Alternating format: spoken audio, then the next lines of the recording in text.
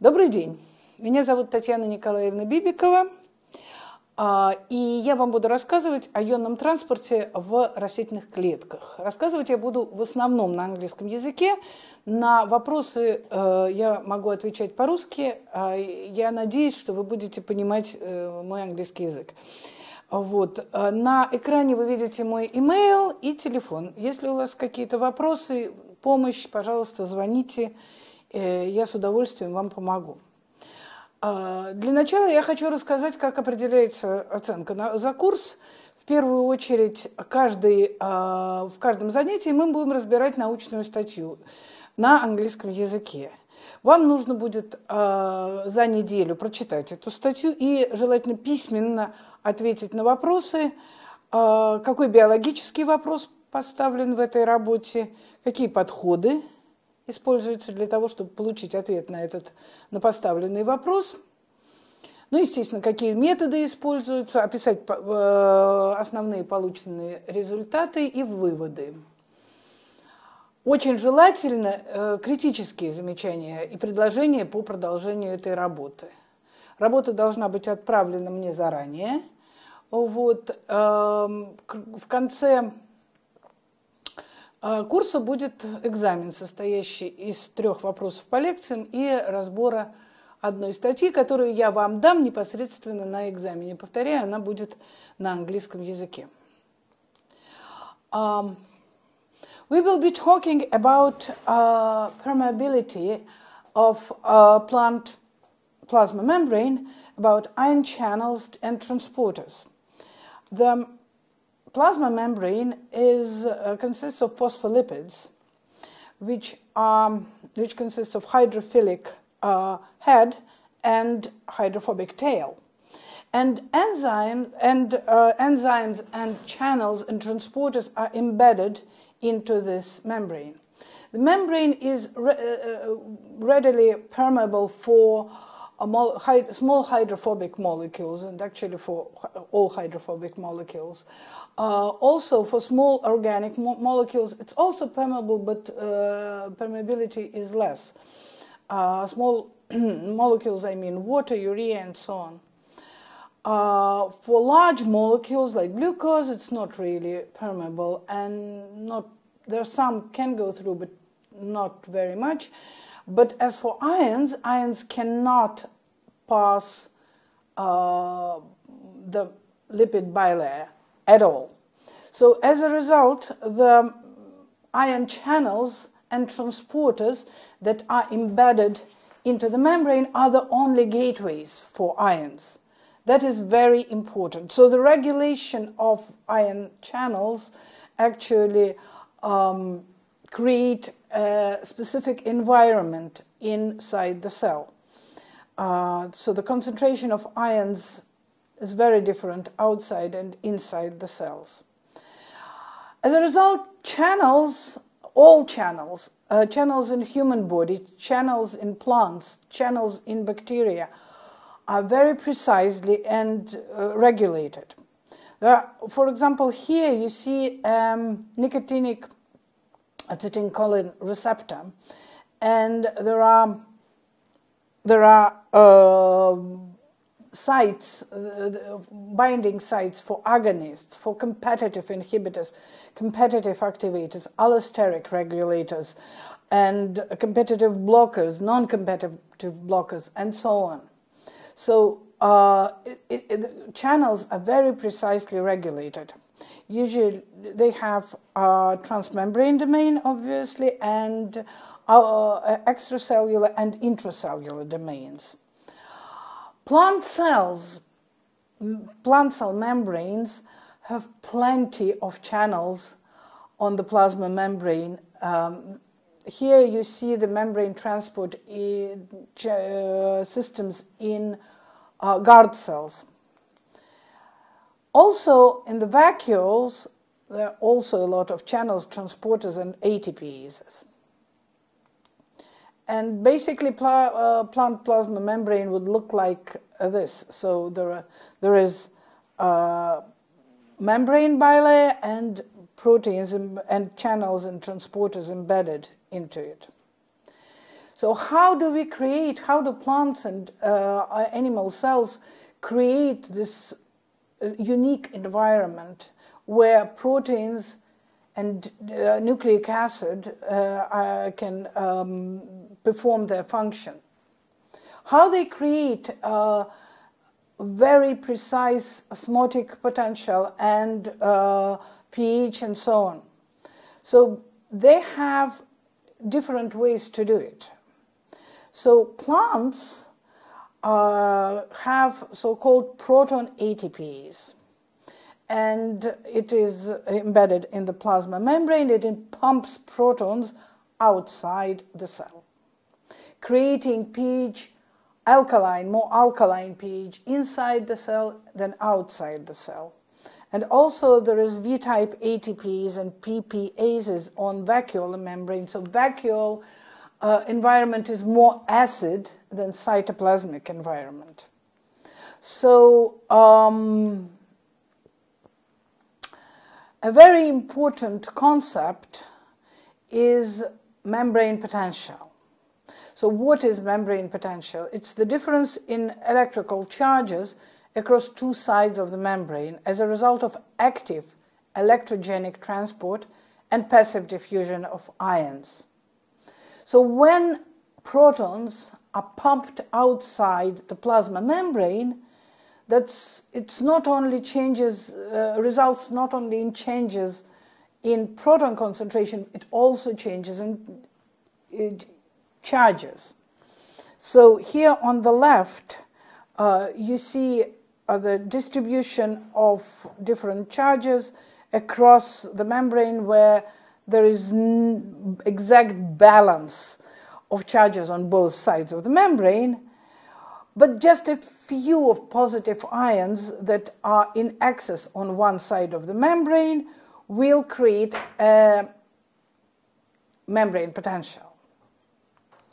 So membrane potential is described, important part of it is Ohm's law. Obviously you know about it.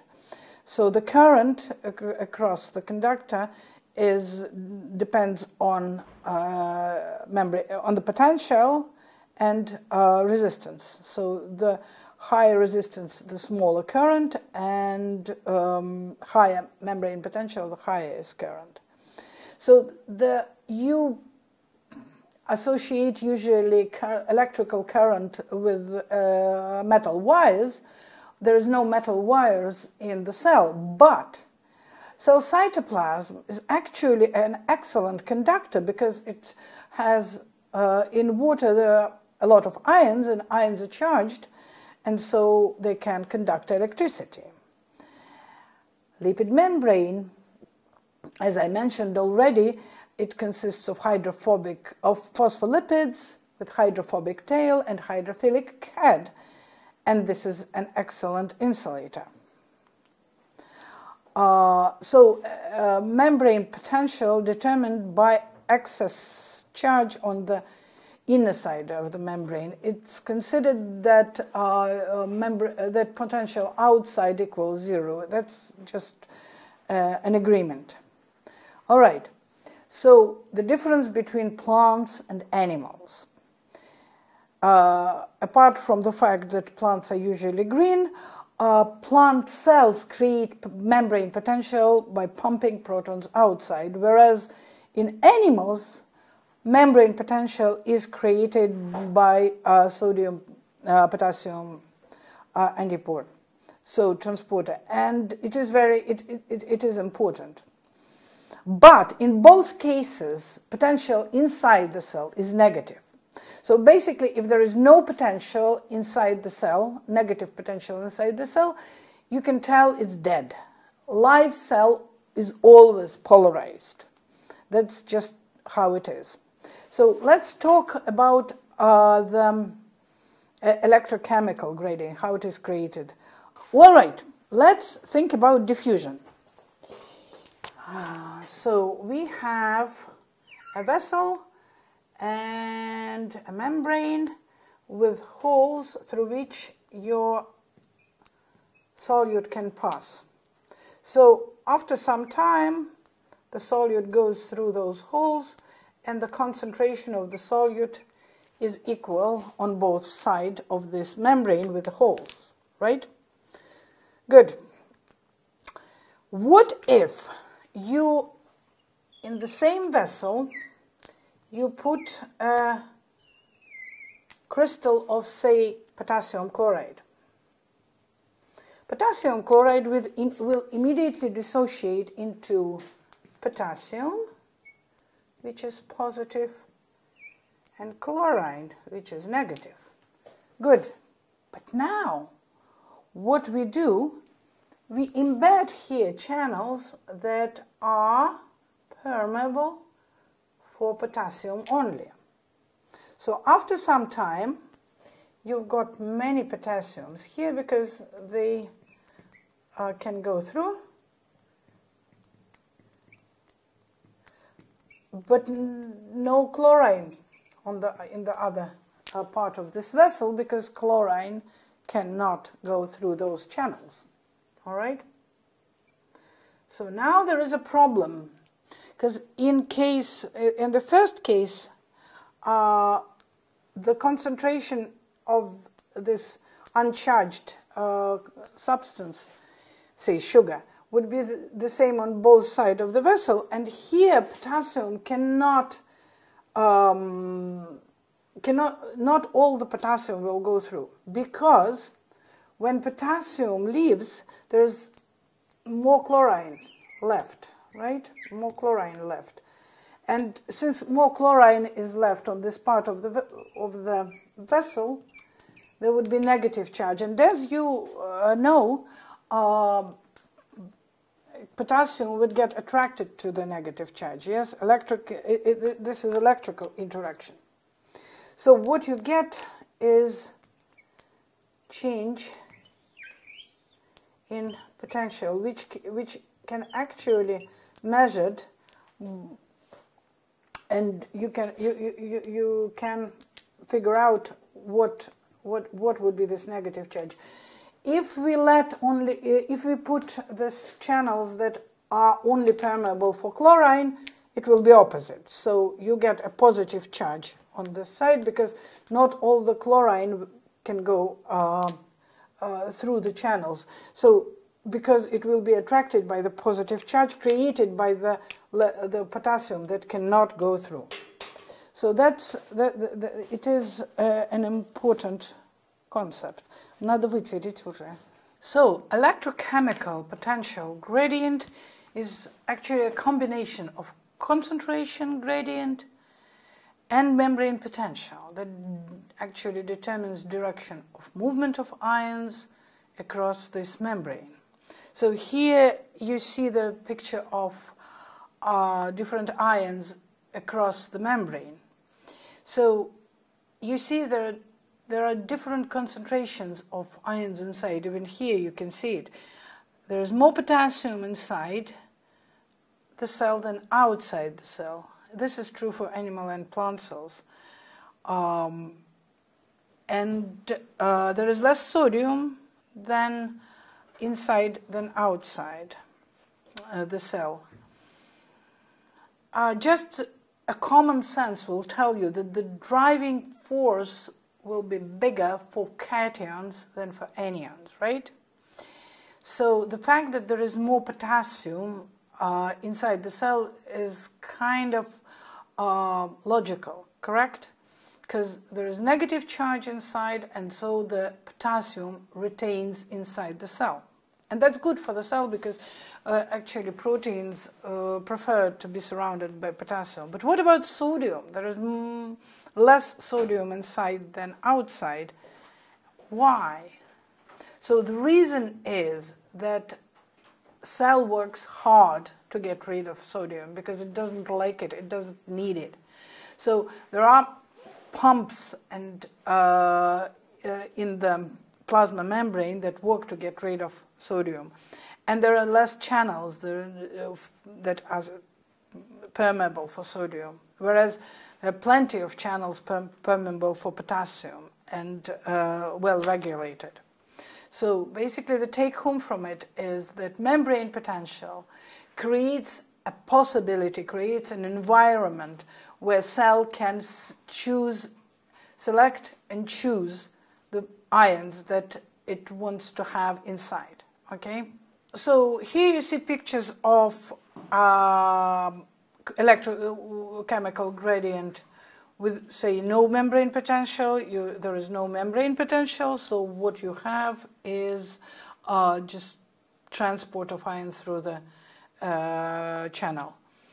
And electrochemical gradient with membrane potential negative inside or with positive inside. So the driving force is different in all three cases.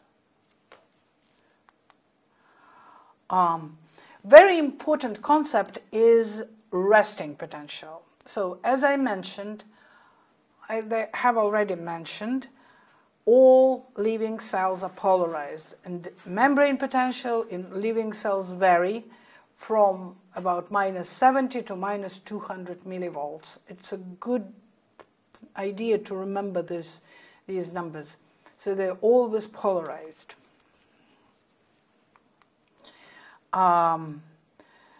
So this, the resting potential is the potential of the whole cell. And it is determined by difference in concentration of all ions, and it is created by proton pump in case of plant cells. Resting, this is resting, это мы пропустим, вырежем к лишнему. So, another important concept is a reverse potential or equilibrium potential. So reverse potential is different for every ion that is inside the cell, every ion. And it depends both on the concentration gradient of this ion across the membrane and transmembrane voltage. So sometimes the diffusion forces and electrical forces are opposite to each other. Sometimes they have the same direction, but both of them determine net flow of ions across the membrane. Reverse potential is the potential when diffusion forces and electrical forces are opposite to each other, so that there is no net flow of ions across the membrane. So, of course, ions flow across the membrane through the channels, but there is no net flow, there is no directional flow, because there is no force for the ion to move in certain direction. Diffusion forces and electrical forces cancel each other.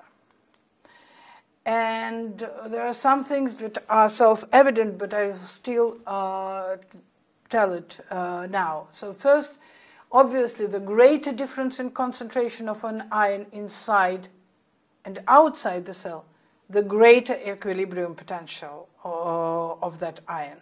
So if you have a small difference in concentration across the membrane, only small charge will balance it.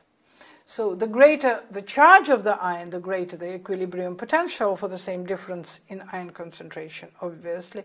The equilibrium potential for different ions can differ significantly. Again, we've talked about potassium and sodium, for example. So knowing then the charge and concentration gradient, you can calculate equilibrium potential for any ion. So reverse potential or equilibrium potential or Nernst potential is the potential when there is no net flow of a certain ion through the membrane. And this reverse potential is for every ion, different for every ion. So what this Nernst potential depends on? It depends on two things. It depends on a difference in concentration and across the membrane and the charge of the ion. So the equilibrium potential, here it is, equals universal gas constant times temperature in Kelvin divided by the Faraday constant and times charge of the valence of the ionic species, and natural logarithm of the ratio of concentration of the ion outside to inside. For monovalent cations at the temperature of 21 degrees, it's easy to calculate reverse resting potential, which is 61 divided by the Z, by the valence of the ion, and logarithm to the 10th logarithm of concentration this ion outside versus inside. Okay? So let's see examples. So for monovalent ions at temperature 21 degrees, say sodium. For sodium, concentration of sodium is about 14 millimolar inside and 140 millimolar outside. So for monovalent cations at temperature of 21 degrees, the reverse potential is negative 61 millivolts times logarithm concentration inside by outside divided by outside, or 61 millivolts times logarithm of concentration outside and inside. And you understand, so that logarithm can be negative, right? So if it is less than 1, so concentration, say, outside is higher, is lower than inside, then this voltage will be negative. Right. Example of how to calculate equilibrium potential for sodium.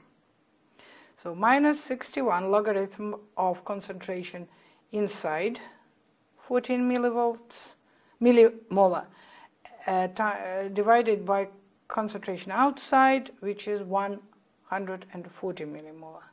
So logarithm of 0.1 is minus 1, so the equilibrium potential is plus 61 millivolts. So given the fact that actual potential in a plant cell would be minus 60 minus 200, the driving force for the sodium to get in is very high. What about potassium? Potassium is opposite. Concentrations of potassium are opposite. So it is 140 millimolar inside and 4 outside. So this ratio is positive, and it's 35, and logarithm of 35 is 1.5, 10th logarithm is 1.5, and so the voltage is minus 94 millivolts, which is actually pretty close to the voltage of plant cell. So reverse potential for potassium is pretty close to membrane potential of the cell. So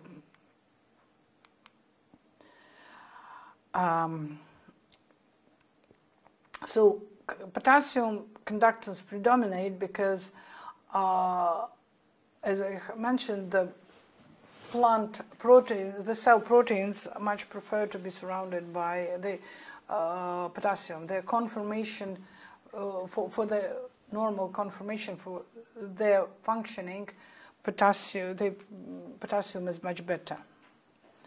So how do you determine net current flow across the membrane for ion? It's very simple. The ion flow depends on ion conductance, which depends on the number of channels for this ion and its open or closed state, and also resting membrane potential and Nernst potential for this particular ion. So the difference between resting potential and the Nernst potential. So for example, if difference is 0, there is no current. So solutes can cross membranes by passive or active transport. So there can be simple diffusion by concentration gradient, channel-mediated passive transport, or transporter-mediated passive transport. And there is an active transport which requires energy. The main transport proteins are transporters and channels. So in transporters there are solute binding sites. So first solute binds the transporter, and then transporter releases this solute on another side of the membrane. Whereas channels are actually just holes inside the membrane. Once they open, the solute, the ion, can go through. So they don't, both of them actually undergo conformational change, but in case of transporters, they have to bind the solute, undergo conformational change, and release this solute on another side of the membrane. Whereas the channels interact with the solute, the ion that goes through, much more weakly, and they basically form aqueous pores through which ions can pass. So the transporter-mediated transport include uniport, when one ion or solute is transported by the transporter. Symport, when two molecules are transported in the same direction. And antiport, where the transported two molecules are transported in opposite direction. Important fact to remember that all those transporters can be used for both active and passive transport.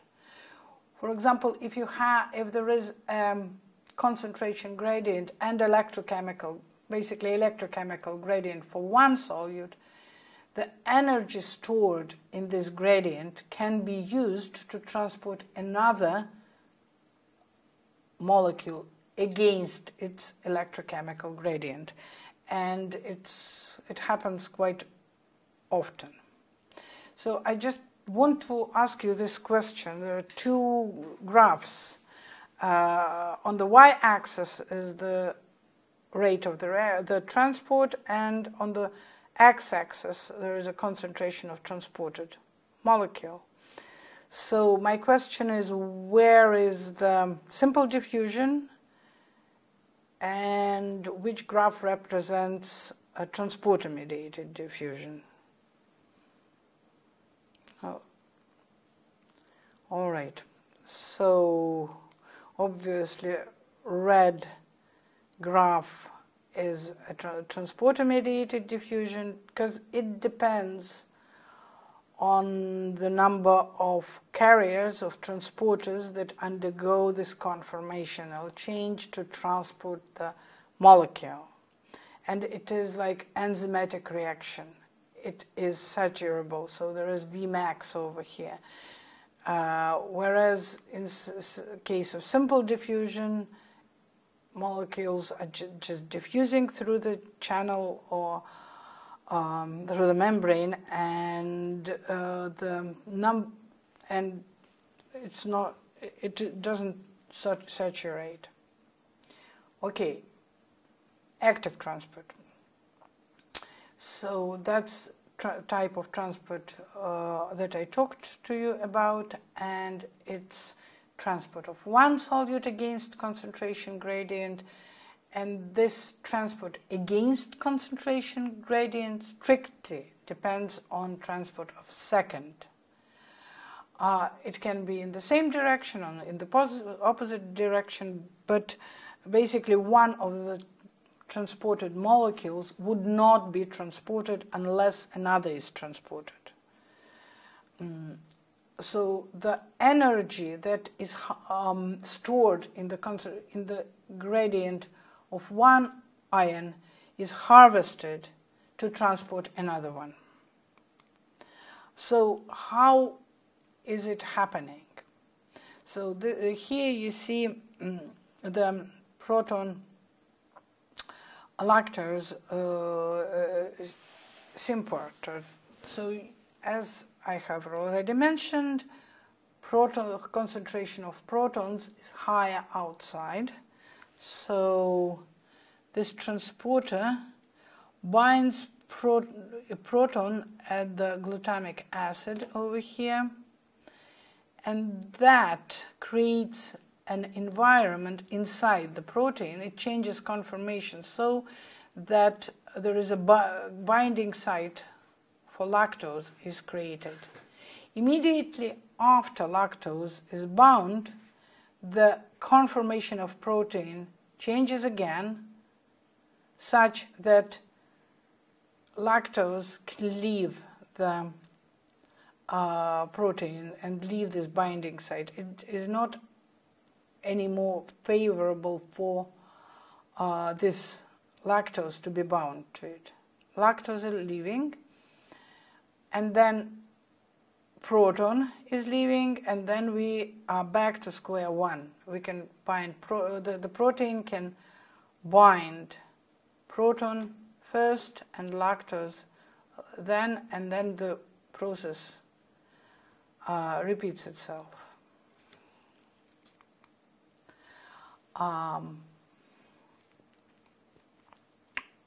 Also, active transport can depend on electrochemical gradient that is derived directly from breakdown of ATP. And the basis for it is similar to active transport of one ion that is based on the electrochemical gradient of another ion.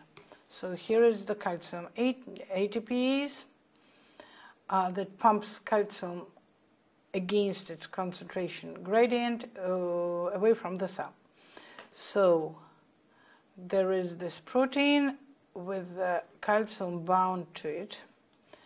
Then ATP is bound, and after ATP is bound, the conformation of the proteins changes so that calcium is released,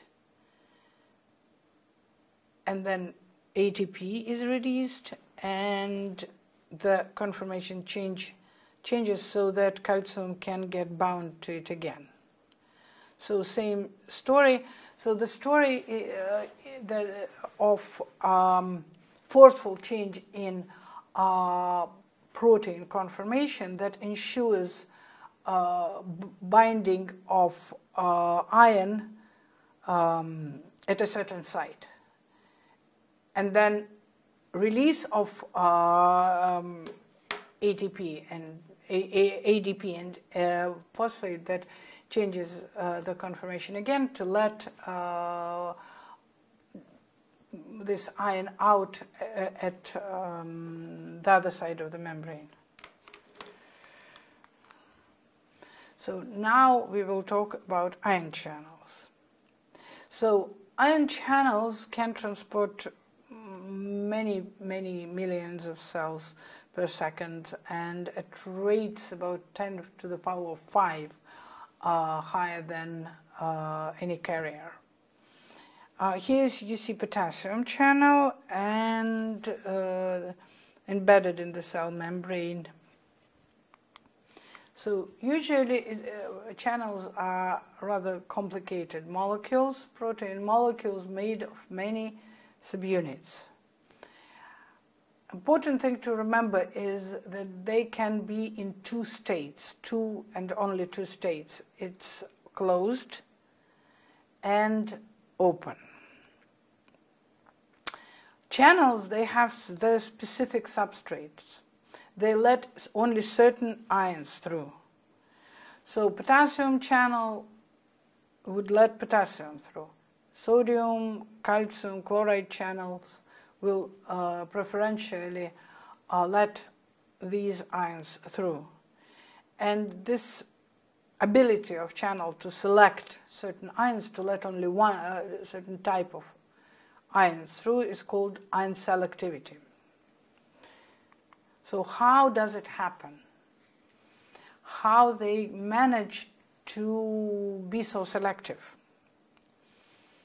So the signature sequence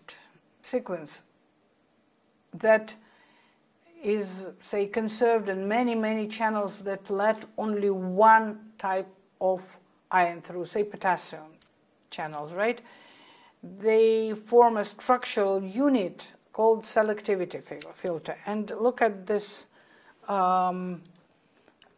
sequence of, this is a sequence of amino acids from selectivity filter of a potassium channel. Bacteria, archaea, plant, fruit fly, worms, mouse, human, and the sequence is very, very similar. And there is a reason to it, because it is conserved to make a specific kind of glove that would ensure that only potassium will go through this selectivity filter.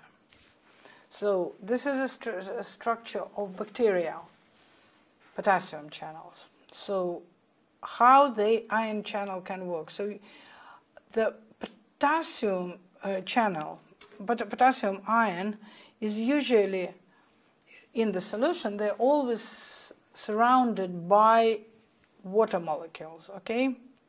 So they're surrounded by water molecules, and when it is going through the selectivity filter, it loses its water molecules. But when it loses its water molecules, amino acids in selectivity filter immediately grab potassium at the same potassium ion, like they were grabbed by water molecules. So it fits exactly, it fits nicely inside this selectivity filter.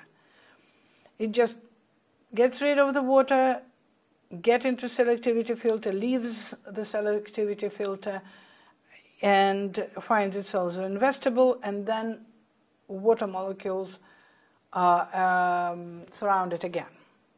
So then it goes through the pore, and lo and behold, it is inside the cell or outside, depends on what kind of channel it is. But if sodium wants to get inside the cell, the story is different.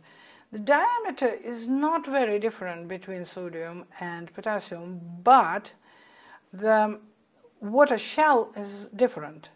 So when sodium ion approach the selectivity filter, it can't lose all its hydration shell and slide inside the selectivity filter. Maybe it will interact with one or two oxygens, but not with all of them. And as a result, they just don't go through. They might, but not nearly as efficient as potassium will.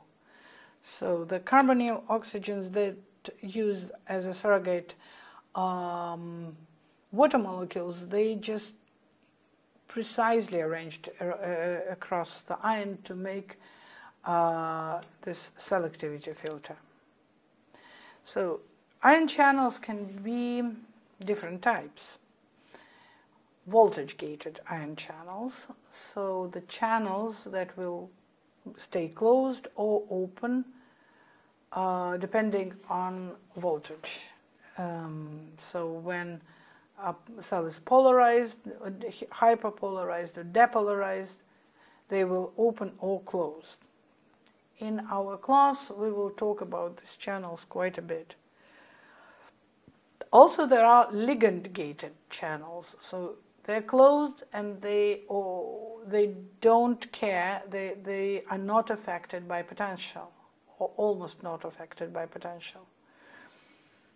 But if the certain ligand is present either inside or outside the cell, then they open. And finally, there is mechanically gated. There are mechanically gated channels that, and their opening depend on mechanical stimuli, on say osmotic stimuli affect membrane tension and affect mechanically gated channels. Or, for example, if you touch the plant or something, some other mechanical disturbance happens, then they open.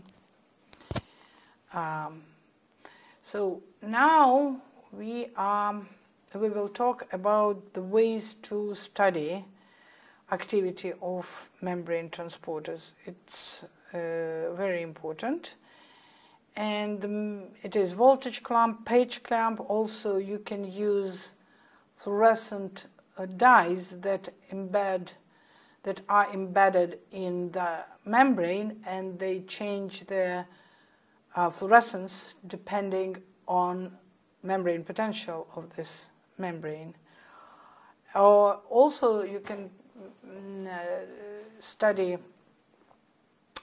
membrane transport in the vesicles. So you isolate vesicles from plasma membrane or endoplasmic reticulum or vacuole vesicles, and those vesicles will contain channels embedded into them, and inside those vesicles you can have whatever solution you want, and also you can have fluorescent dyes that will reflect concentration of protons, concentration of different ions, and so on.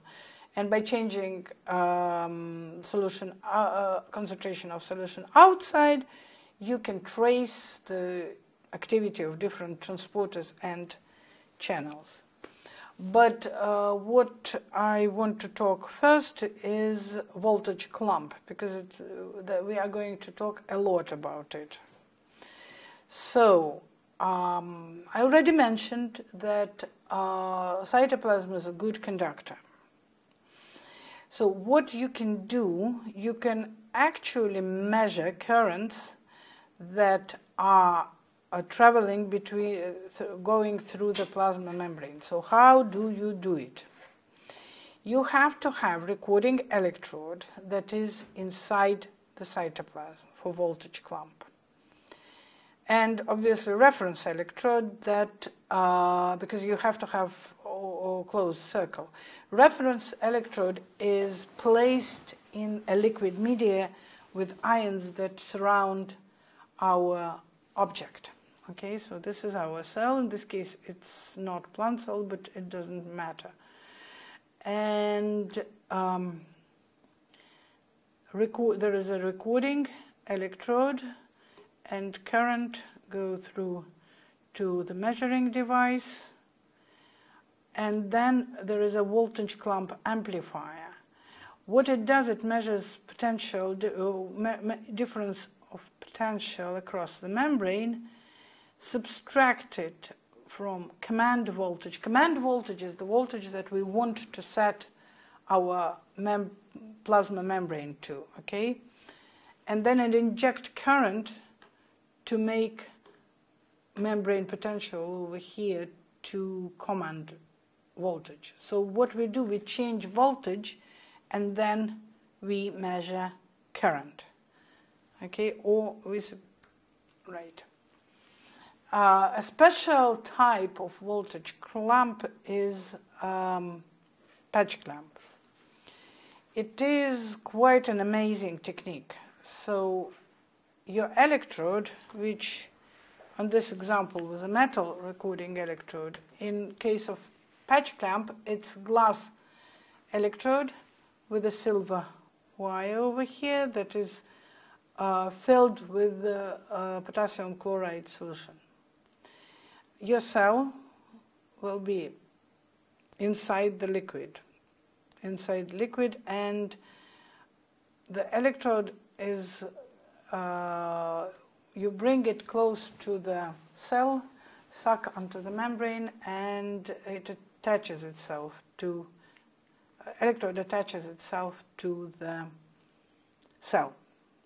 So in patch clamp technique, plant people have a clear disadvantage, because plant cells, as you're well aware, contain cell wall. And cell wall is hydrophilic, and we cannot attach patch clamp pipette to the cell wall. So what we have to do first is to get rid of cell wall with the cell wall with the enzymes such as cellulase, pectinase, and so on. So when we measure potential in membrane potential in plant cells, we measure it not in an intact cell but in protoplast. But anyway, it still is very valuable technique for us as well. So the amplifier, patch clamp amplifier, both measures the membrane potential and injects membrane command voltage that is needed. So that's how basically the scheme looks.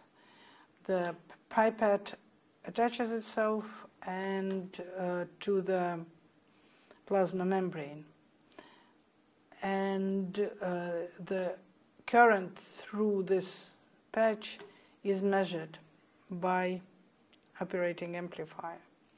So how do you make the electrodes that are used are glass electrodes with very small tip, 0.1, 0.2 micrometers. The electrode is made of silver, and the solution is 3 molar potassium chloride, and resistance is about 10 to 40 megaohms. That's how they look, basically. That's the tip, and that's they're very thin with this very thin end.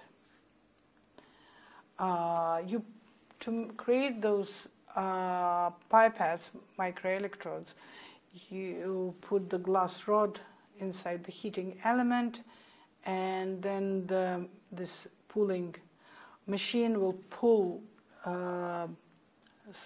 two sides of the rod, and then you get this small pipettes that you can make into electrodes by filling it with potassium chloride and adding silver wire. So here is our cell membrane, and that's the electrode. So this is kind of magic. We don't really know why it happens, but when you do it right and you suck, you apply suction pressure which is not too high, not too low, what happens is the cell membrane attaches itself to the electrode. So it creates a really, really, really strong seal. So the resistance of the seal is in gigaohm range. And that is very important, because if we want to measure currents that, say, pass through 1 or 2 channels, the currents are very small. And so we actually really need to have this high resistance here. Because if ions would be able to go through here, this wouldn't just simply work. So the amplifier sends voltage here inside the electrode and use voltage clamp to keep it constant. And basically ions go through this channel. So you turn on the aimed potential in the inside of the pipette and keep it constant by applying voltage clamp technique. So in this configuration, in this particular case, you see we have just one channel, right? But it's not the only a configuration that can be used. There's also whole cell configuration.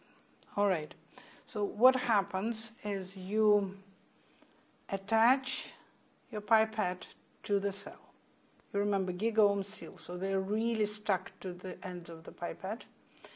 And then you blow into this pipette. When you blow into it, when you do it right, it's not easy. You can spoil everything if you blow too much or not make hole here if you blow not hard enough. But if you do it just right, you can make a hole over here. And that what you get is you get a cell basically hanging on your pipette. So there is a hole over here. And in this case, you measure current that passes not through just one channel, like in this case, but through all the channels of the cell, okay? So this current will be much higher than this current. Also, what you can do, you can attach the pipette to the cell, and then you pull really strongly, and then you get inside-out patch. So inside of the cell will be out, and outside will be inside the pipette. This is also, here you only measure one or two channels, whichever will get into your fraction of micrometer, fraction of micrometer tip. So square micrometer tip. So inside-out patch is really good for measuring electrical currents, because you can precisely control concentration of ions inside and outside of the pipette, whereas it's not exactly straightforward when it is on cell recording. For example, here you cannot control concentration of ions inside the cell. You can only control concentration of ions in the pipette. In case of whole cell recording, we consider that we control concentration of ion inside the cell, because there is much more, much bigger volume at the pipette than inside the cell. So I want to go through step by step the electrical configuration of our patch clamp setup. So if we just have voltage applied to the electrode, ground, path electrode, and pipette, then pipette is indicated on the left. Then this is our trace that indicate voltage. When we look at the papers, when we will read papers that use patch clamp technique, you often see this type of graphs. They show you voltage protocol. So 0 millivolts, and then step to -5 millivolts, and then back to 0 millivolts, okay? And below it, there is a trace of current. So 0 millivolts, -5 millivolts, 0 picoamperes, 500 picoamperes. So the resistance of this pipette is not very big, and it's immediately, current start to flow immediately after applied voltage. Okay? Let's look at this configuration. The pipette gets attached to the cell. In this case, the current is determined by the pipette resistance in series to a parallel circuit of patch and seal resistance. And patch and seal resistance, they're parallel, and So if seal resistance is low, then we would not see what current goes through the channel. So that would be bad, and we really need a good seal. And corresponding electrical circuit is shown in the middle. And the voltage and current are showing here on the right. So minus 60 volts, the step to minus 65 millivolt, and the current is much slower. It's just 32 picoamperes, whereas here it was 500 picoamperes. So it's much smaller because it goes through this seal, through the channel. So now, another configuration. This is on-cell configuration. And in this configuration, the current is determined by the series resistance in series with parallel circle of the seal and membrane resistance of the whole cell and membrane capacitance. All right? So the currents are more complicated. So capacitance. What is cell capacitance? Because we have the, as I mentioned, we have this capacitance current first. You see, it's this increase. In the membrane, capacitance is expressed in microfarads square centimeter. So the larger the area of the membrane, the bigger capacitance, the greater total capacitance. So what happens, like you probably know what capacitance is, but I will explain it in relation to the cell. So the membrane is an isolator, right? And a cell is always polarized. So you have a negative charge inside the cell. And it is separated from the outside by isolator. And even though it's separated by the isolator, the positive charge is still kind of concentrated on the outside. And the first thing what happens when membrane potential is changed is capacitance current. So the capacitance, this positive charge, it's carried by this positive charge. Interestingly, you can use, so usually capacitance currents are just subtracted. In the papers that study ion channel conductance, they just subtract capacitance current and we don't see it. But they can be used for a very interesting application. You might want to know the size of your cell, and the capacitance current is directly proportional to the capacitance, to the area of the cell. So you can calculate area of your membrane before actually measuring ion currents through it, through the channel. And also, so as I said, in this case, in case of on-cell recording, the current is determined by by one or two channels, very few channels that are present inside this patch. And here is approximate. The drawing of it.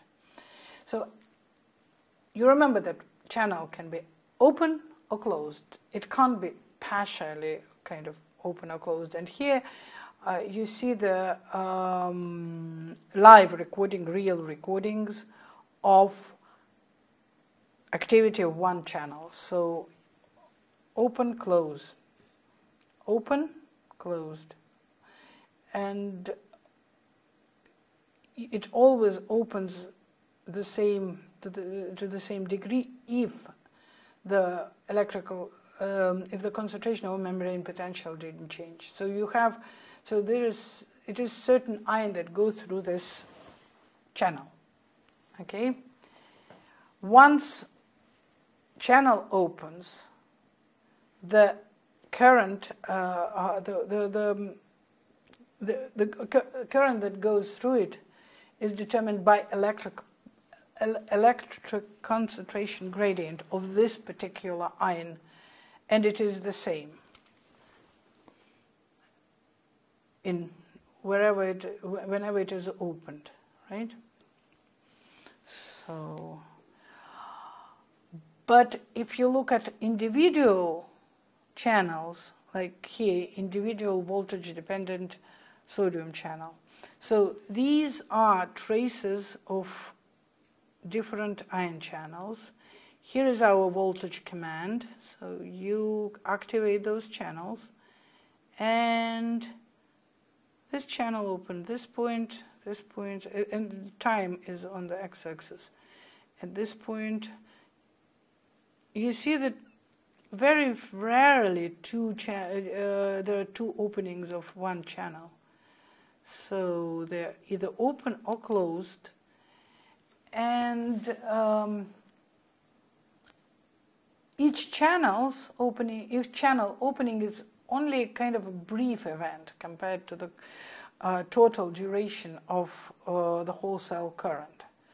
So there are many sodium channels, and the whole cell current is a sum of all of them. But individual channel may be, there are some channels that just stay closed, and opening of the channels vary in their direction and latency. They're different. And they might not open at all. So you see this channel just didn't open at all. So, but if you look at open probability of the channel, it is different. If you look at this, at these traces of different channels activity, they're more likely to open at the beginning, right? And then the opening probability decrease. And basically, the open probability of the channels resembles actual macroscopic current, which is a summation of all openings of the channels. So if you look at this trace, which is summation of 300 recordings, you see the similarity, and basically it reflects open probability of the channels, individual channels. And they cannot open, some of them may not open, but it doesn't matter. The open probabilities of this channel is much higher at the beginning of the recording, and then it gets inhibited. You see that second openings are really rare because of inactivation. So not just potassium or sodium, but calcium channels, for example, also can be studied by patch clamping. And in some of them, actually, second opening can open again. Second opening can happen if there is no inactivation. So this is a famous recording from the paper of Ram and Dahin from 1987, where you can calculate the number of channels, which is now, these are 3 channels opened, one of them closed, another one opened, then another 2 closed, and then they open and close. So they basically, the lower trace is all of them are closed. So apparently there are 1, 2, 3, actually 4 channels in one patch. So I would like to ask you what kind of channel it is. I mean, is it voltage gated channel or not voltage gated channel? Right. Sometimes people get confused about it. So there are 2 things that voltage, membrane voltage can regulate. First is electrochemical potential for every ion. So depending on voltage, so the electrochemical gradient depends directly on voltage. So the current flow depends on voltage directly. But there is another thing that voltage can regulate. It is opening or closing of voltage-gated channels. Those are two different things. So current always depends on voltage, but only in voltage-gated channels at certain voltage channels are either closed or open. All right? So this particular channel is not voltage-gated. Okay? Current depends on voltage, no question about it, but it's not voltage-gated, meaning doesn't matter what voltage we apply to this channel, it will still be open. So look at this. So at membrane potential, so this is a reverse potential, which is happened to be 0 millivolts for this, and there is no net current. That's what I was talking about when I talked about reverse potential. No net current.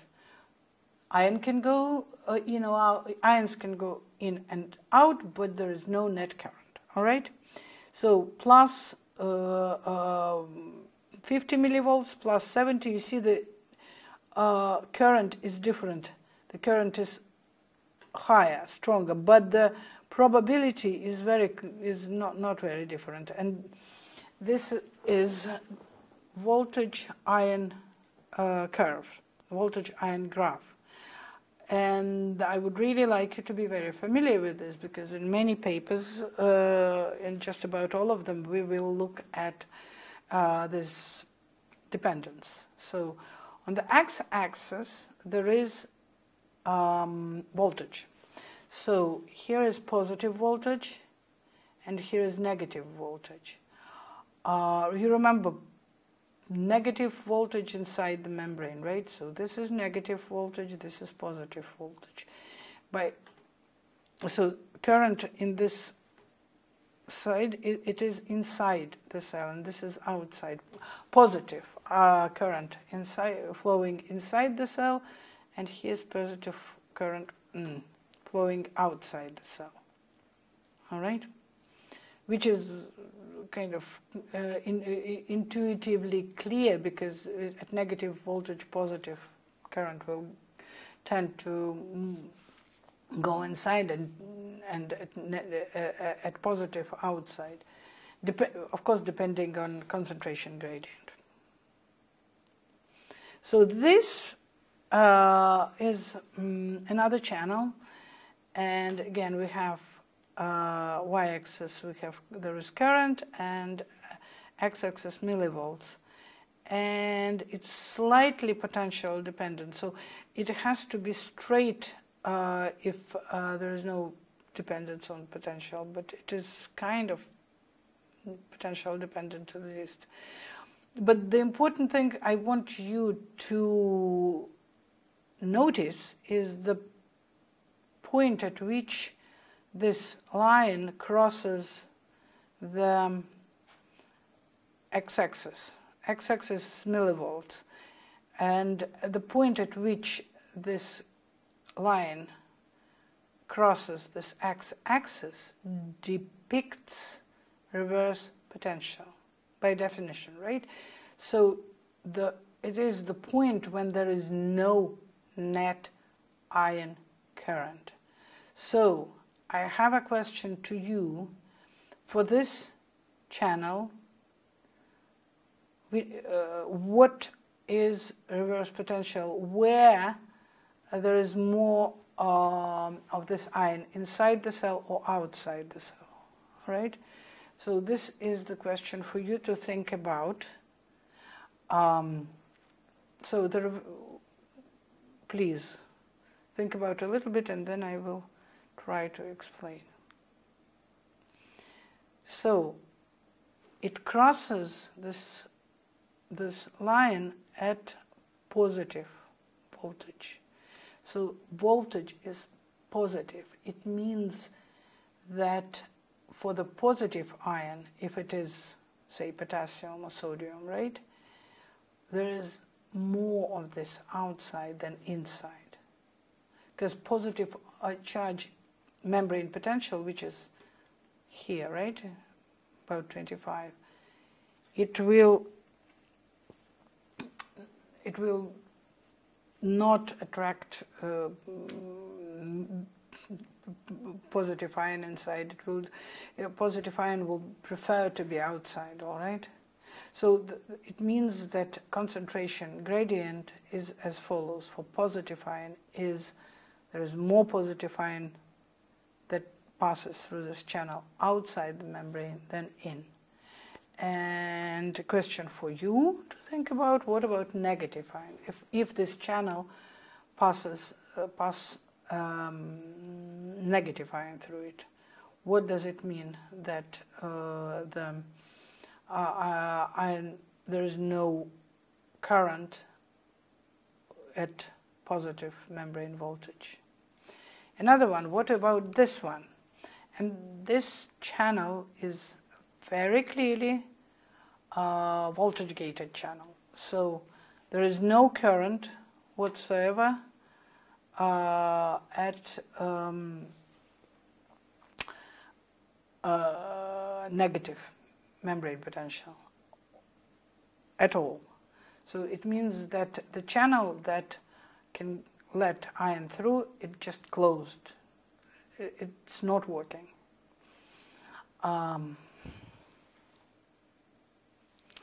So here I want you to look at the recordings of whole cell recordings, patch clamp done with patch clamp technique. It's CAT1 channel, potassium channel. So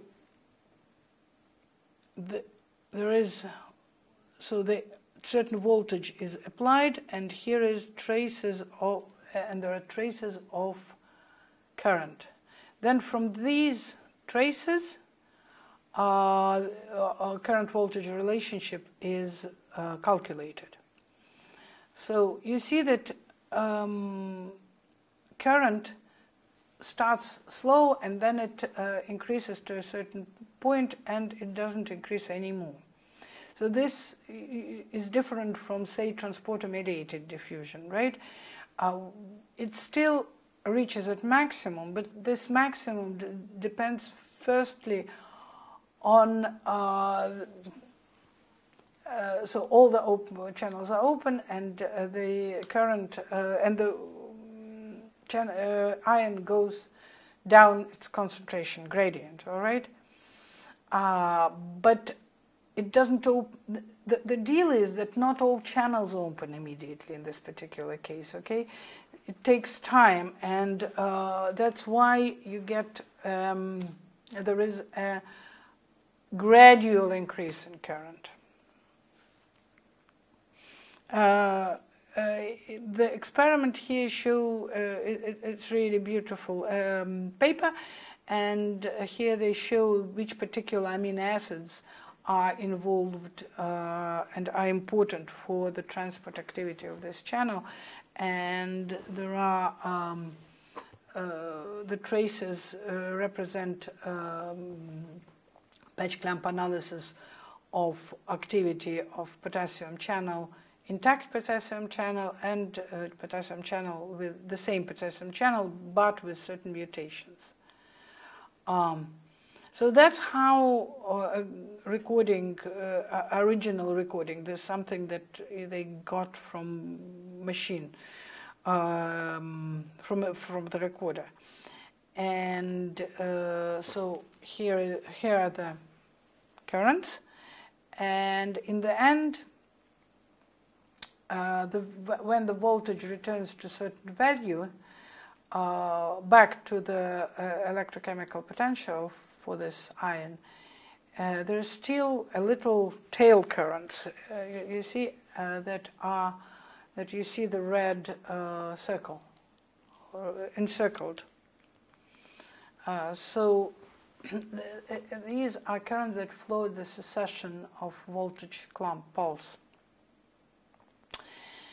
And why we are interested in this? Because they flow through the channels as they're closing. And from these channels, they can help describe kinetics of the closing of channel population. Now, what we measure with this technique is actual current. What ions are carrying this current, these currents, is not immediately obvious. So we have to make certain precautions. We have to make sure that we indeed measure activity of the channels that we are interested in, because as you understand, there are a lot of different channels in the plasma membrane. So first thing what we can do, we can take our channel that we are interested in, express it in, say, xenopus oocyte, and look at the activity of our channels over there. We can embed it in artificial membrane, and then we can be fairly sure that the current that flows through this, say, artificial membrane is indeed carried by our channel. But in case of whole cell, we're not always sure. So to be sure what we do, one of the approaches is use channel blockers. So you block the channels that you're not interested in, all right, and hope that what you are measuring is the channel that you haven't blocked.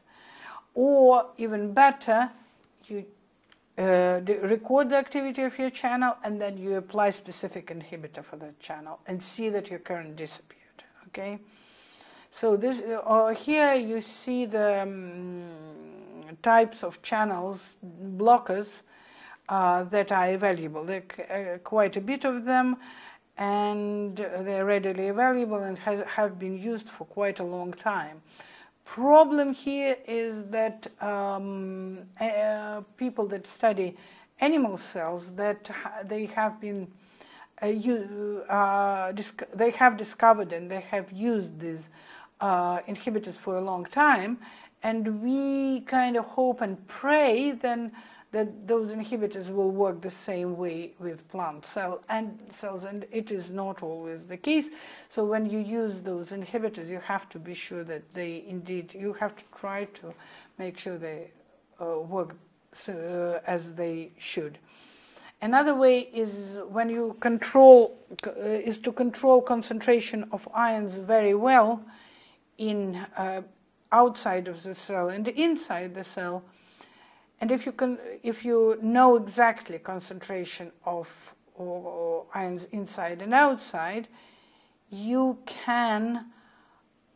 know exactly the reverse potential for this ion. And if reverse potential of your measured current is very similar to reverse potential of that particular ion, you can be fairly sure that that the conductance by this current that's what you measure.